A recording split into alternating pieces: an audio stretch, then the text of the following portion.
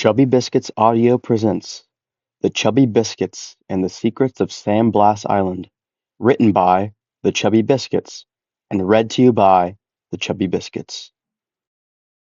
Part 3. David.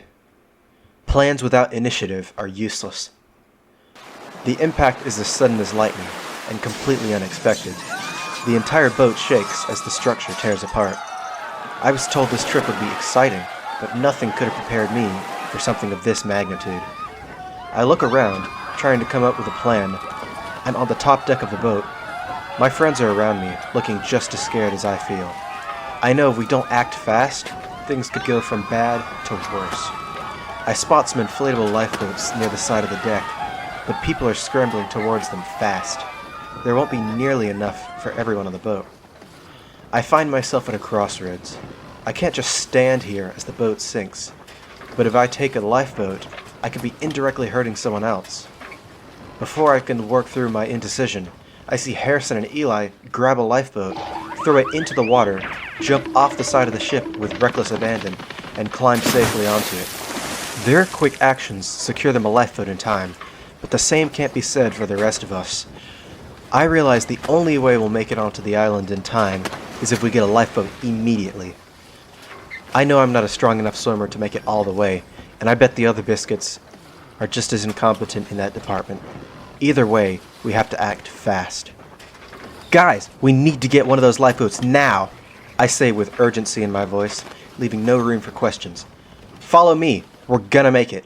Biscuits stick together, got it? The rest of the biscuits nod in acknowledgement, no words necessary.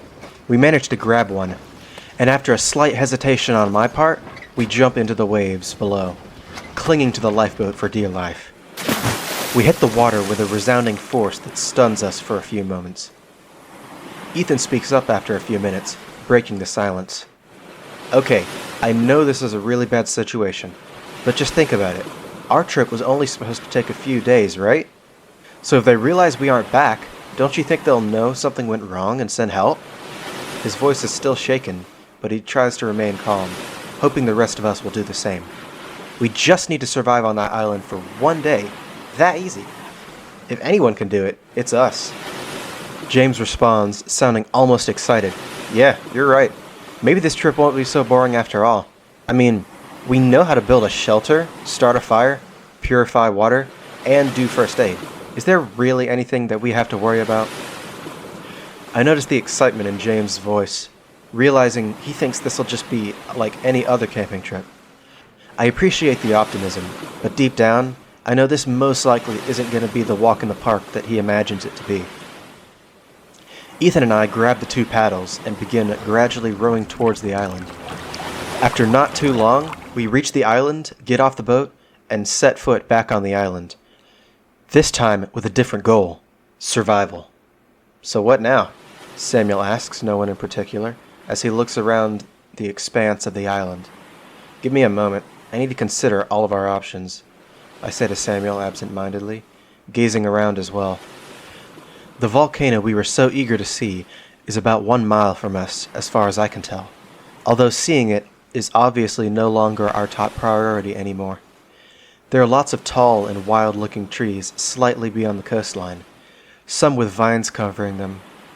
Although I have never seen one in person, I can tell that the island we're on is tropical, but I don't know how large the island is, so it could have different biomes that we can't see from our current vantage point. Hey, I see some coconuts over in those palm trees. We can get both food and water, Willie says, breaking me out of my trance. I respond to him. Yeah, we should work on that. We'll need to find a way to open them, but that's a problem for later, I guess. I look up at the sky. We also need to keep an eye on the weather. We don't want to be caught in the rain if it happens to rain, do we?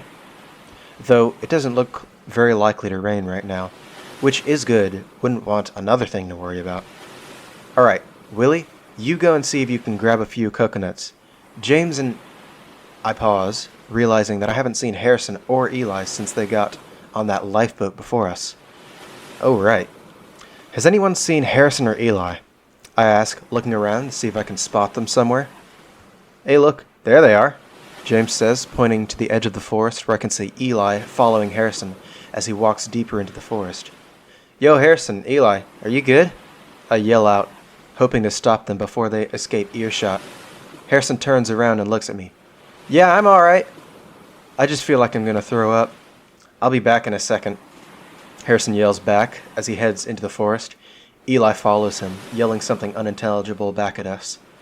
Well, I trust they can find their way back, I say as I begin to walk further into the island, the others following me. I turn back to the others and continue. Now, as I was saying, don't you think that we'll need some sort of pot or something if we want to purify water? James interrupts. Well, yes, but unless help doesn't arrive by tomorrow, I'm sure we can survive without it until then, I say, considering his words. Yeah, but I'm already super thirsty. I don't think I drank anything today, says James. Samuel looks at James with disappointment etched upon his face. Come on, James. Of all the times to forget to drink water, you had to pick the one where we can't get more? James responds to Samuel, slightly irritated. Yeah, that's why I said we need to find something to purify water with. Didn't our tour guide say something about an abandoned lab? I'm sure there would be something we can use to purify water there, right? Ethan speaks up. I'm not sure that's a good idea, James. Paul said that side of the island is intoxicated with deadly fumes. That's why we can't go there. James responds to Ethan dismissively. Yeah, but what else are we supposed to do? I mean, turning fresh water into salt water? Doesn't that sound a bit sus to you? No way something like that could cause half of the island to be messed up. Maybe Paul was trying to hide something on the other side of the island from the public, and he made up a story about the fumes. There still could be something useful over there. Anyone want to come with me and look? Yeah, I'll go with you. I've been itching to explore that place ever since Paul talked about it. Willie responds, sounding eager. Okay, you know what? We're all responsible people, for the most part. I'm sure that you two can handle yourselves, I say to Willie and James. Just make sure you don't get lost, and be back before it gets dark, alright? Nice, says James as he immediately begins heading into the forest, Willie following not too far behind. Alright, I guess I'll go get the coconuts. Ethan and Samuel, you can go get some firewood. Meet back here in a few minutes, I say as I make a circle mark in the sand so we have a place to regroup later. Okay, let's do it, Ethan says, heading to the edge of the forest with Samuel, close enough to get some stray sticks, but not too far that they can't be seen from the coast. I look up at the tall coconut trees, seeing our current only source of food so near and yet so far. Alright, how do I get them to the ground?